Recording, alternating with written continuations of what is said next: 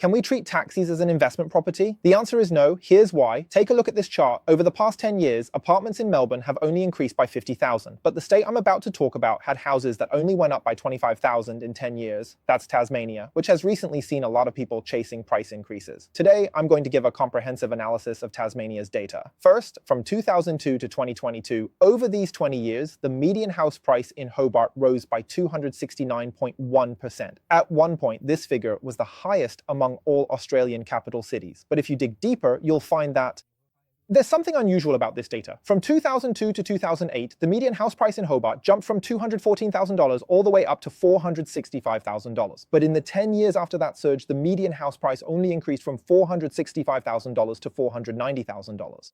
Over 10 years, it rose $25,000. Factoring in inflation, you'd have been better off putting your money in the bank. And after the pandemic, Tasmania experienced another surge in prices. Although there's been a significant correction now, what about the future?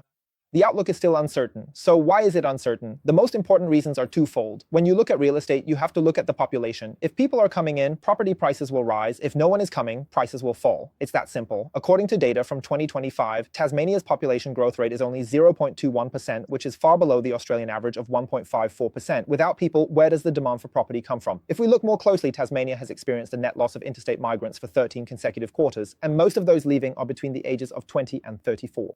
The working-age population wants to go to the mainland for higher-paying jobs. In the long run, under a pessimistic scenario, Tasmania's population could shrink by 1/3. The remaining population's quality is declining, with severe aging. It's estimated that in less than 30 years, the median age in Tasmania will reach 48.83 years, and the proportion of people aged 65 and above will be 29%. Now that we've discussed population, let's talk about the second major driver of real estate. Money, that is, economic investors are often attracted by the $30 billion infrastructure plan. However, Tasmania's economy is highly dependent on government spending, healthcare, and agriculture, and its export volume is heavily influenced by international trade. Whether or not this economic structure is good, it is certainly very fragile. Fragility means risk. Do you want risk when buying property? The so-called $1,130,000,000 stadium investment project, in the eyes of experts, is very likely to become a bad government debt in the future. Although Tasmania's unemployment rate is as low as 4%, its median wages are low, ranking at the bottom in Australia. So if housing prices continue to rise, whether the local population can actually afford them is a big question mark. Taking all these factors into account after the post-pandemic surge, if you buy into Tasmania now, there's a real chance you could end up like those who bought houses there in 2008. 10 years of stagnant prices. Maybe I was wrong about Melbourne apartments. Compared to houses in Tasmania, you might actually be the better student.